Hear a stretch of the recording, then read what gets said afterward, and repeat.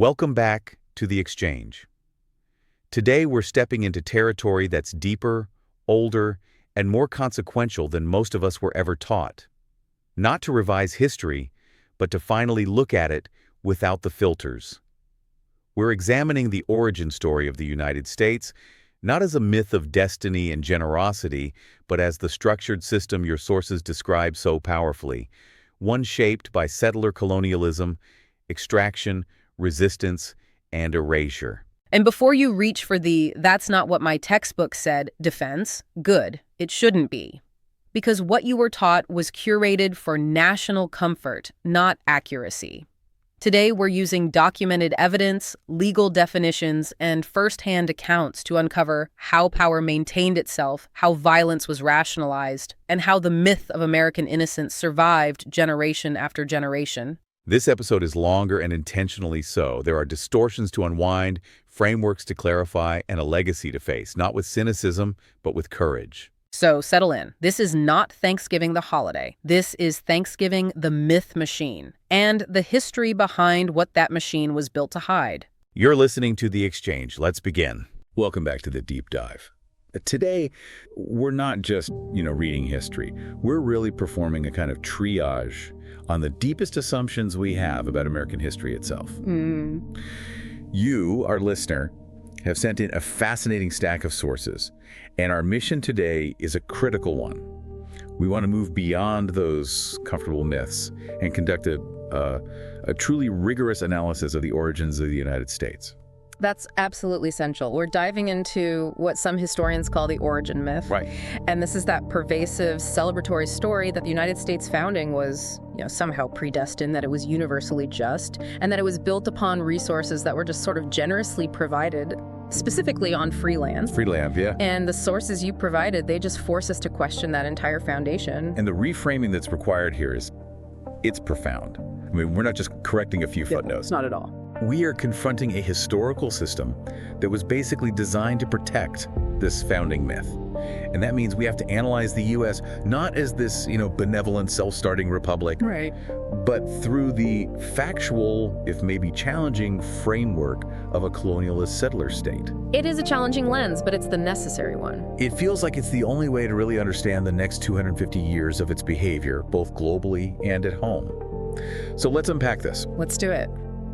So, if history is based on this foundational myth, how does that myth survive? How does it get passed down through generations? It seems like it has to start with the gatekeepers. It does. It starts with traditional historians, specifically the ones crafting the school textbooks. Okay. Our sources suggest that many of these professional historians, they became the de facto protectors of this origin myth. Protectors how? Well, they understood the market. They understood the national interest. So to secure a successful career, get those lucrative textbook deals and have their texts adopted nationwide. Sure, the adoption committees. Exactly. They often perpetuated this idea that indigenous lands were somehow empty or, free lands. And the resulting violence, the displacement, the genocide that was framed as a justifiable means to a glorious end. So it was just the unfortunate but necessary price of progress. That was the narrative, paving the way for progress and democracy. So after the social turbulence of the 1960s, there were these real demands for historical objectivity, for accountability. There were, yeah. But what we got instead seems to have been this kind of intellectual retreat, a sort of historical hedging that was supposed to provide balance, but it didn't really. That's the problem of false equivalence, isn't it? Instead of just confronting the violence head on, that balance often devolved into these convenient sort of empty platitudes. Like what? You hear it all the time. There were good and bad people on both sides. Or this idea that history is just this aggregation of contributions from different ethnic groups. The melting pot idea. Right. And that framing is very neat, it's tidy, but it lacks any kind of structural analysis. It's historically inert. I mean, if everyone is equally good and equally bad, then nobody's really responsible for anything. Precisely. There's a historian, Bernard Sheehan, who pointed out that framing the whole thing as a cultural conflict? A clash of cultures. Right. He said it diffuses the locus of guilt. Because if it's just an inevitable clash, then the near elimination of one group by another is seen as just a tragedy, not a systematic, organized political project. And you can see this protective instinct on a smaller scale, too, in what the sources call heroification.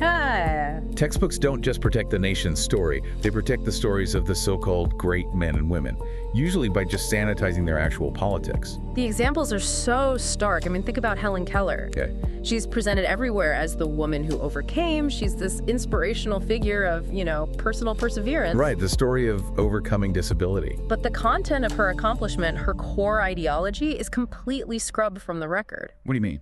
The sources remind us that she was a radical socialist. She believed that class conflict and systemic inequality were the root problems facing America. Textbooks just desta. They omit that entirely. They reduce her life to a purely personal, apolitical triumph.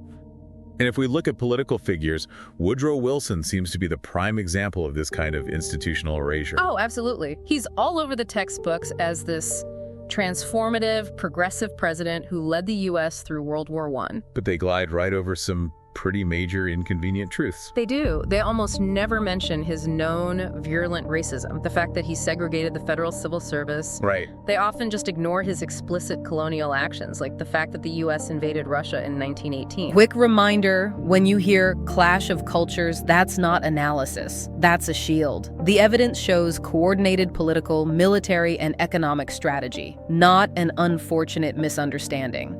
Wait, I don't think I ever learned that in school. Most people don't. By focusing only on his role as a peace proponent or a reformer, they maintain this archetype of a universally sympathetic leader, even though professional historians know all of this. So this is where we have to connect that sanitizing process to what a student actually experiences. Yeah. You mentioned that students often forget these little factual rebuttals, like the one paragraph on Wilson's racism. Why does the bigger story always win out? It's the enduring power of the archetype. I mean, if a student spends 20 chapters reading about America's glorious, progressive march toward justice, Yeah. and then one page has facts that contradict that idea, the celebratory archetype wins. It just does. It's emotionally resonant, it's repeated everywhere in the culture, in media, and it reinforces this idea of national identity. So the textbooks fail because they give you the fact, but not the context to understand it. Exactly. They offer the facts, but they refuse to offer the critical analysis or the sustained evidence you would need to actually dismantle that powerful archetype in a student's mind. They provide information, but not meaning. That's structural failure in how we teach history. It brings us right to the concept we have to confront to understand any of this. Yeah.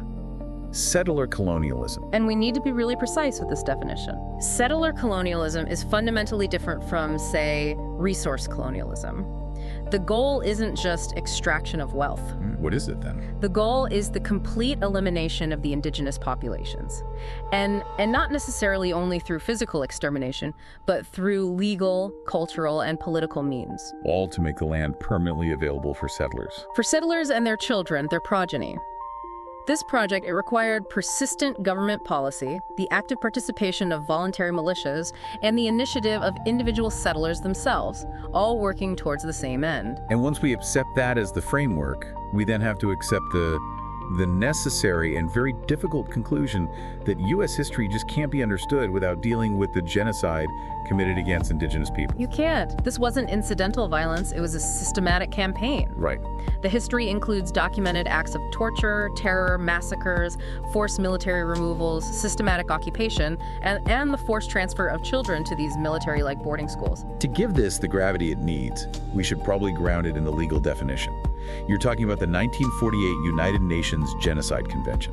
Exactly. We have to refer directly to it. So let's detail the 5 acts that it defines, because the history of U.S. policy, it really seems to touch on every single one. It does.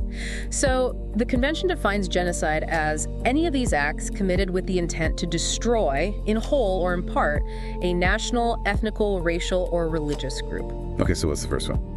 Number 1 is killing members of the group. This is the most straightforward one. It refers to massacres, calculated killings, which were widespread during the Indian Wars. Simple enough. What's number 2? Number 2, causing serious bodily or mental harm to members of the group. This covers the psychological terror of just being in a constant state of warfare and the systematic torture and humiliation that militias and soldiers used. And the third one is really critical, I think. It's crucial. Deliberately inflicting on the group conditions of life calculated to bring about its physical destruction in whole or in part. So this isn't just direct killing. No, this is things like the purposeful destruction of food sources, like the systematic annihilation of the buffalo. It's the forced marches, like the Trail of Tears, where lack of supplies, exposure, disease, all of it was calculated to cause death and destruction. And the sources even mention things like smallpox blankets. Yes, a form of biological warfare. That falls right under this category. What's the fourth act? Number 4 is imposing measures intended to prevent births within the group. This is about eradicating the group across generations. And while it's harder to document as explicitly as, say, a massacre, historical practices of forced sterilization, particularly directed at Native women in the 20th century, fall directly under this legal umbrella. And then the fifth one feels like maybe the most unassailable point in the U.S. context. It really is. Forcibly transferring children of the group to another group. The Indian boarding school system, which went on for over a century, was designed to do exactly that. Take the children. Take the children, strip them of their culture, their language, and forcibly assimilate them into Anglo-American society. It was a literal transfer of children from their original group identity. And this wasn't just, random violence. The source material outlines 4 distinct periods where these policies were actively pursued by U.S. administrations. Yes. The Jacksonian era of forced removals, the California Gold Rush, where you had state and federal funding going directly to massacres. Right. Then the post-Civil War Indian Wars on the Great Plains, and even as late as the 1950s, the Termination period, which was designed to dissolve tribal sovereignty altogether. And we have written proof of the intent. I mean, we're not just interpreting actions here. We have the receipts, so to speak. There's this shocking 1873 quote from General William T. Sherman. He explicitly advocated acting with vindictive earnestness against the Sioux, even to their extermination, men, women, and children. He actually wrote extermination. He did. He went on to say that during an assault, soldiers cannot pause to distinguish between male and female, or even discriminate as to age. I mean, that is a clear, documented declaration of genocidal intent from a very high-ranking U.S. officer. This completely shifts our understanding of something most of us take for granted. Yeah. The Indian reservation. If we accept this framework, then reservations were clearly not gifts. They were absolutely not gifts. In the early treaty-making period, a reservation was land that the indigenous nation was reserving. Reserving for themselves. Yes. They were retaining a narrowed piece of territory from their much larger original domain. And in exchange, they were promised protection from settlers and certain services. They were holding on to what was already theirs. So they were voluntarily, or under duress, downsizing to protect their core population, but the land was never granted to them by the U.S. government. Exactly. But as resistance was crushed and the power imbalance became irreversible in the late 19th century, the rhetoric shifted deliberately. How so? The reservation was reframed as land carved out of the public domain of the United States. It was presented as a benevolent gesture, a gift to the indigenous people. And that weaponized change in language. It created the false but incredibly persistent impression that indigenous people were taking a free ride on public domain. It's a perfect example of how you use narrative control to justify theft and deny property rights that you had previously acknowledged. Okay, let's move into some of the case studies. We first have to just dispel this myth of pre-colonial North America, this idea of an untouched wilderness populated only by wandering Neolithic hunters. That colonial myth is so central to justifying the whole project. Because it implies nothing of value was really lost. Exactly. But the sources, they just confirm the sheer magnitude of what was destroyed. North America hosted advanced civilizations, complex polities, extensive agriculture, sophisticated trade networks. Not a wilderness. Far from it. The Mayans, for instance, were the first cultivators of corn, creating the agricultural foundation for much of the continent. The pre-colonial reality was one of vast, thriving, politically organized communities. So let's trace the actual culture of conquest. Yeah. Where did these tactics of total extirpative warfare, the deliberate targeting of civilians, the brutality, where did that actually come from? The sources point very clearly to the Ulster Scots, or the Scots-Irish, and they were not new to this game. They were what one source calls seasoned settler colonialists. They'd already spent generations perfecting violent colonial methods back in Ireland. And crucially, they had perfected the technique of scalping for bounty. Using the indigenous Irish as victims before they ever arrived in North America, they brought this experience and this harsh uncompromising Calvinist ideology of conquest with them. They became the shock troops of the westward movement. They already had a lethal playbook. Precisely, and this experience put them immediately at odds with indigenous ideas about conflict. How was indigenous warfare different? As the sources documented, it was highly ritualized. Battles were often about achieving individual glory, taking captives for adoption, or avenging specific insults. They frequently resulted in very few deaths compared to European conflicts. And this clash becomes devastatingly clear during the Pequot War in the 1630s. It's a real turning point. The neighboring Narragansetts had allied with the Puritans, and they were expecting, ritualized combat, maybe a few captives taken. But that's not what they got. Not at all. When the English attacked a Pequot fort, they didn't just defeat the warriors, they slaughtered the inhabitants. Women, children, everyone, and burned the rest alive. And what did their allies think of this? The Narragansetts were so disgusted by this unrestrained violence that they just left the alliance. They called the English too furious and said they slayed too many men. The UN Genocide Convention isn't abstract. Every one of its 5 criteria appears in the historical record, from killing to forced marches to child removal. This isn't interpretation, it's definition. These total war tactics were considered morally abhorrent, even by their own allies. Let's turn to the Powhatan Confrontation and the Tidewater War, which starts around 1609. This shows the violence began almost immediately after settlement. It did, and it was fueled by colonial desperation for land and food. The sources record this heartbreaking plea from Chief Powhatan himself. What did he say? He asked them, "Why should you take by force that from us which you can have by love? Why should you destroy us, who have provided you with food?" But the war began anyway. It did. The governor, Thomas West, ordered a mercenary named George Percy to take revenge and to systematically destroy the native population. And the cruelty that was recorded it's chilling.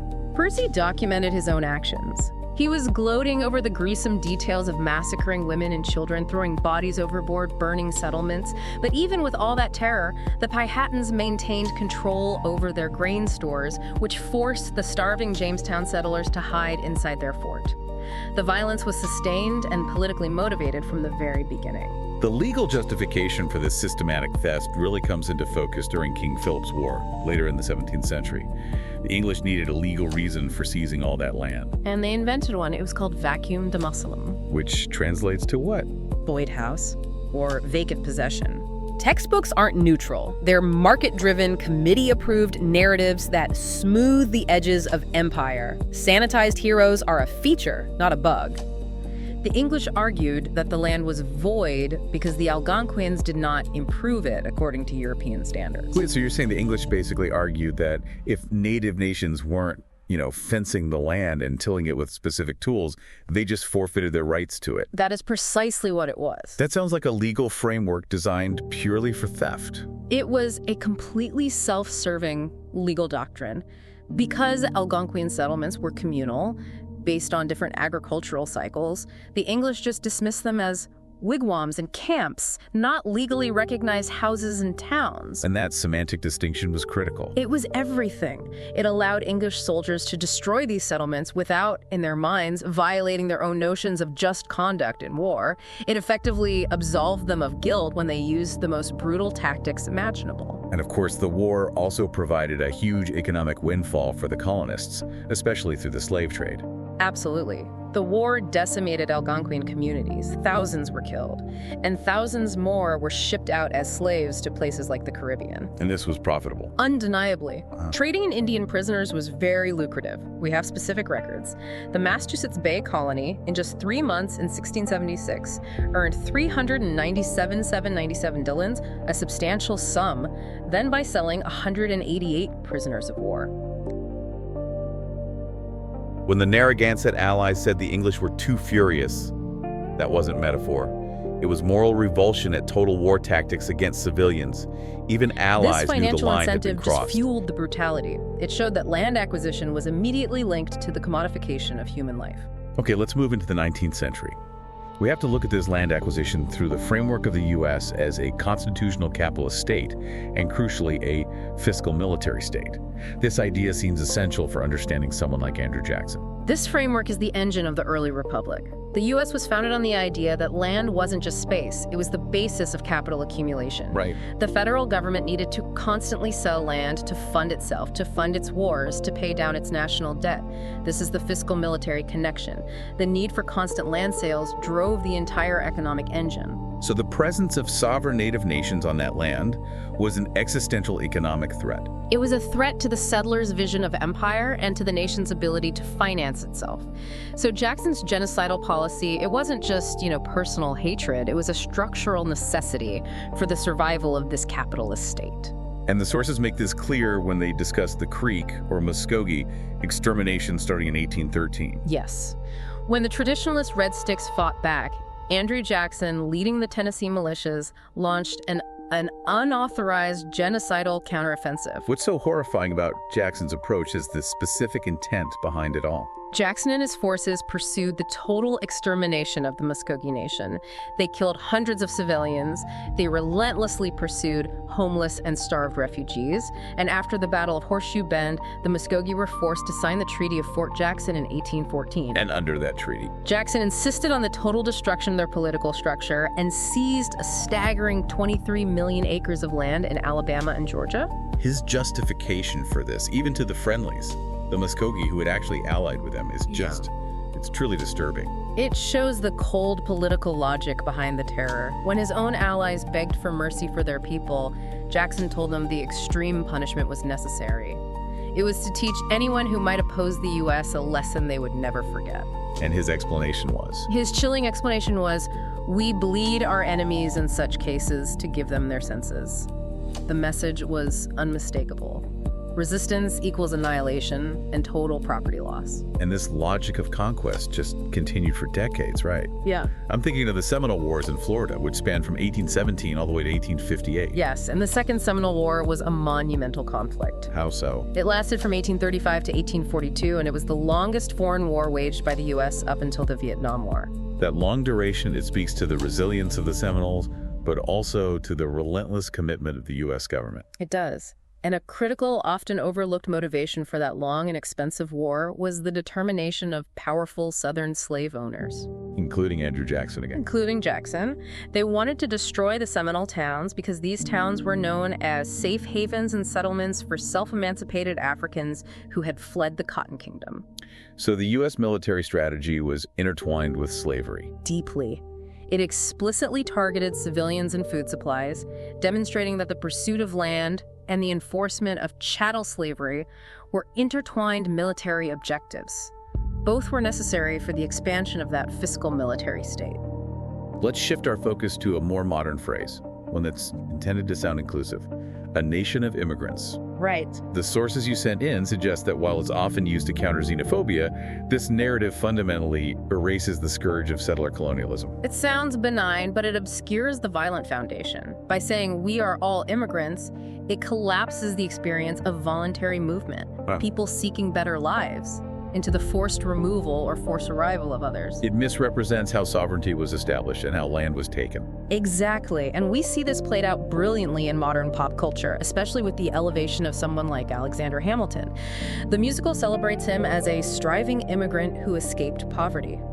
But that narrative, however catchy, it hides the reality of his political identity. Completely. Hamilton was a British colonial settler. He wasn't an immigrant in the way we use the word today. He was, in fact, virulently suspicious of aliens. And he played a fundamental role in structuring that fiscal military state. A state designed for war and capital accumulation. And crucially, despite the modern narrative, the sources confirm there are no existing documents showing Hamilton was an abolitionist or had any significant sympathy for enslaved Africans. When that issue conflicted with his fanatical belief in property rights and his own ambition. Property rights and ambition won. Every single time. This means we need to introduce a new and necessary distinction in our terminology, especially for African Americans, whose presence here was anything but voluntary. Absolutely. The African-Caribbean poet Edward Kamau Brathwaite, he coined the term arrivant. Arrivant. And this term describes enslaved Africans who were kidnapped, force-marched, transported against their will, and subjected to violence so unbearable that many committed suicide upon arrival. Their presence is the result of parallel, vast regimes of violence that went on for centuries. They weren't immigrants. They were forced arrivals, arrivants. That distinction, immigrant, settler, arrivant, is incredibly useful for clarity. So if the Africans were arrivants, how did other non-Anglo groups, like the Irish Catholic famine refugees in the 1840s, how did they eventually escape their despised status and get incorporated into the white settler identity? That process really reveals the structural flexibility of the settler colonial project. The Irish, they fled brutal English colonization and were initially despised by the dominant Anglo-Protestants. They settled in urban slums. So the key question is how the Irish became settlers, not just white. Exactly. And they achieved this by being incorporated into the core structures of enforcement. Irish men served as slave patrollers in the South. They became the first organized urban police forces in major cities. And later, heavily recruited into agencies like the FBI. Right. They secured their place and their identity by actively enforcing the existing racial and colonial hierarchy against both enslaved Africans and Native Americans. And the cultural symbol used to help cement that assimilation was Christopher Columbus. It's a fascinating piece of cultural engineering. The celebration of Columbus as a founding father, it gained traction largely through the efforts of the Knights of Columbus. Founded by Irish Catholics in 1881. Yes. They centered Columbus, whose Spanish name, Cristobal Colon, was anglicized, as a way to counter the deep-seated anti-Catholic bias in America. The goal was to build a Catholic citizen culture. Linking Catholic devotion to American patriotism. Precisely. To Americanize the immigrants. And what did the celebration conveniently allow them to do? As one source notes, it provided a way to forget about America's original inhabitants. Exactly. By substituting a European explorer who never even set foot on the continent as the symbolic founder, they erased the colonial violence and provided a safe, non-threatening figure for a marginalized group to rally around to prove their loyalty. The history of U.S. expansion is just inseparable from the creation of the border, and the ideology of manifest destiny drove the Mexican-American War between 1846 and 1848. Manifest Destiny was a highly racialized, explicit, expansionist ideology. It rested on a belief in Anglo-American racial superiority. And this was stated openly. Oh yes. Publications like the American Review openly discussed the necessity of exterminating Mexico's weaker blood to make way for American progress.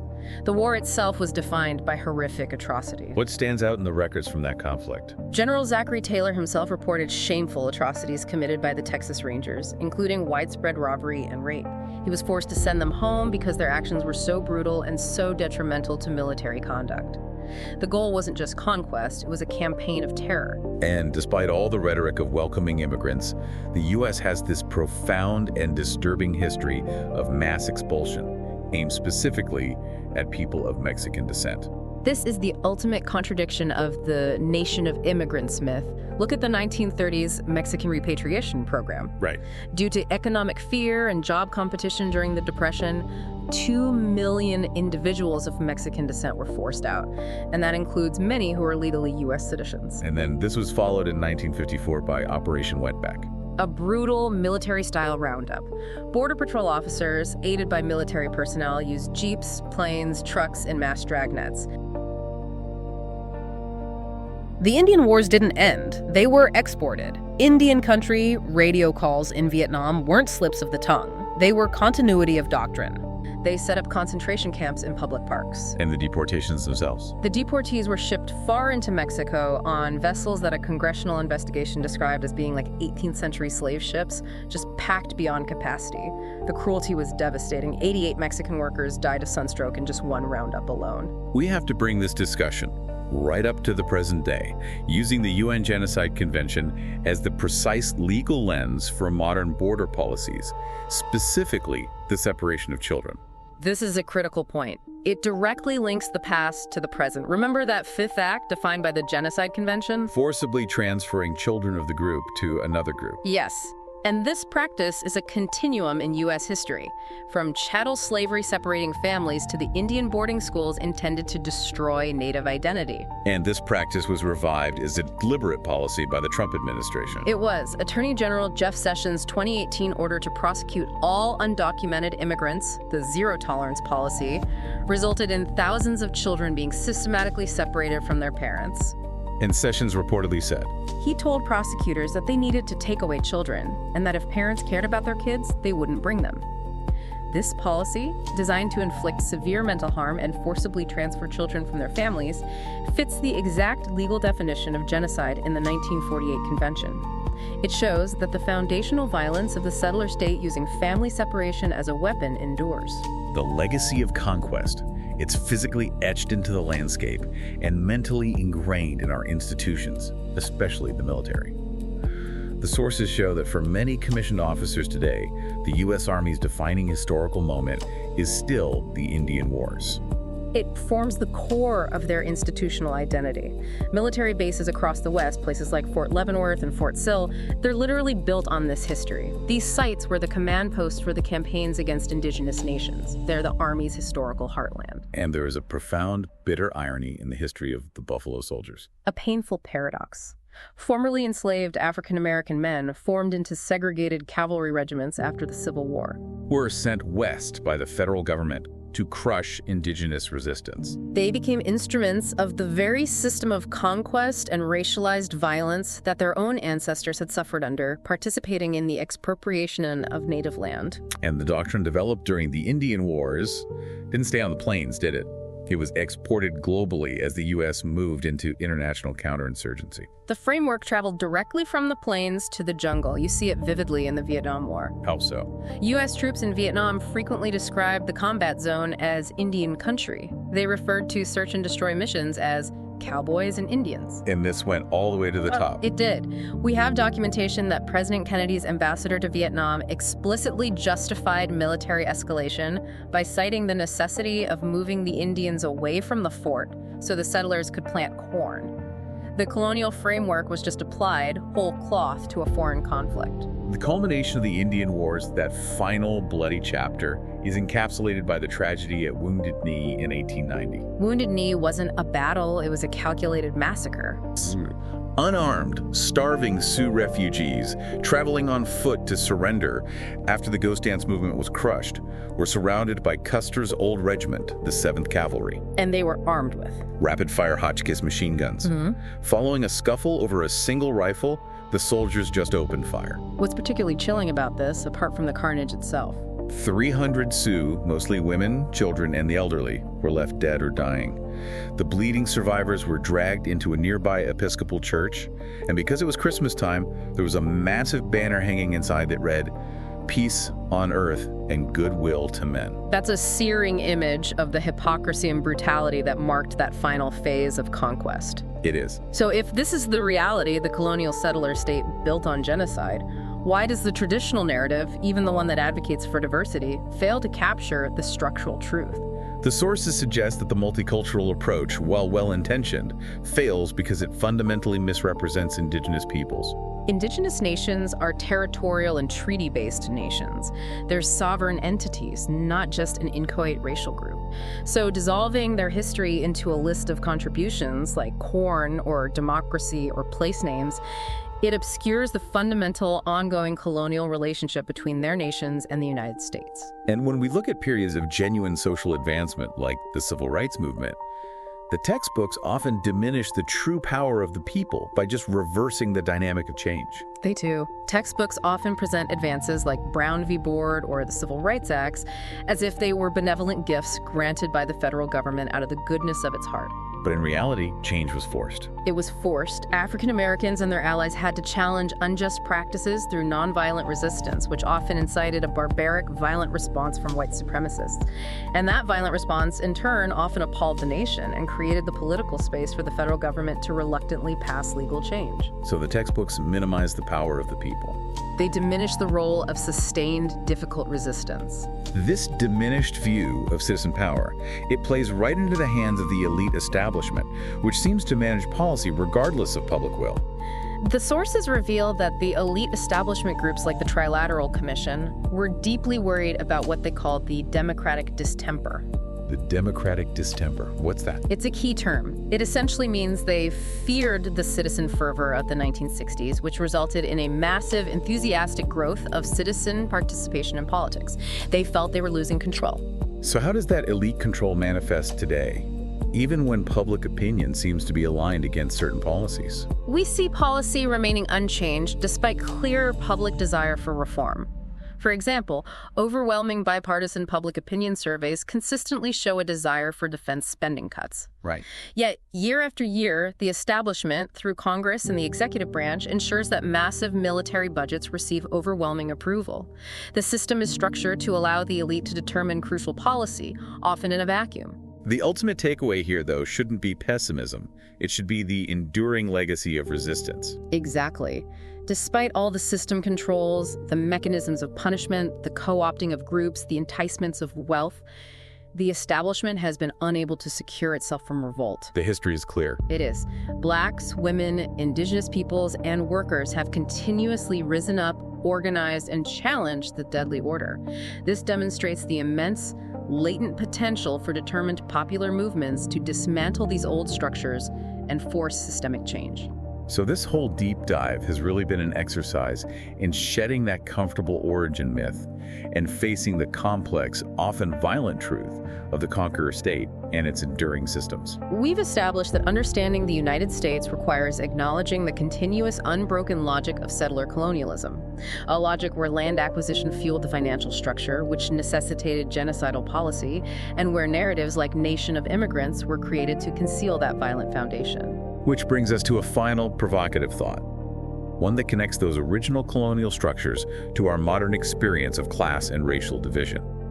The original goal of the colonial state, as historian Edmund Morgan observed, was to separate dangerous free whites from dangerous black slaves by a screen of racial contempt. The fear was that the poor and the enslaved would unite against the landed elite. Right, and that successful manipulation of racial dynamics was crucial to protecting the economic system that's based on property and capital accumulation. It was the key. So if that was the original function, to prevent people from uniting against the elites, we have to ask ourselves, how does the enduring structure of the fiscal military state, centuries later, continue to manipulate class and racial dynamics today to protect capital accumulation? It's a system designed to keep us divided, focusing our energy on each other, rather than on the powerful institutions that still benefit from that founding violence. That is the ultimate, crucial question this history poses for our present moment. Thank you so much for guiding us through this necessary and challenging material. And thank you, our listener, for providing the sources that made this in-depth analysis possible. Go forth and explore that question further. Understanding history isn't about guilt. It's about clarity, and clarity is the only foundation for a just future. Today's story isn't comfortable, but it is true, and truth is a better guide than myth. If this episode challenged you, good. History should challenge power and the myths that protect it. Keep questioning, keep learning, and keep dismantling the comfortable lies. Thanks for joining us on The Exchange. Stay curious And skeptical. Until next time.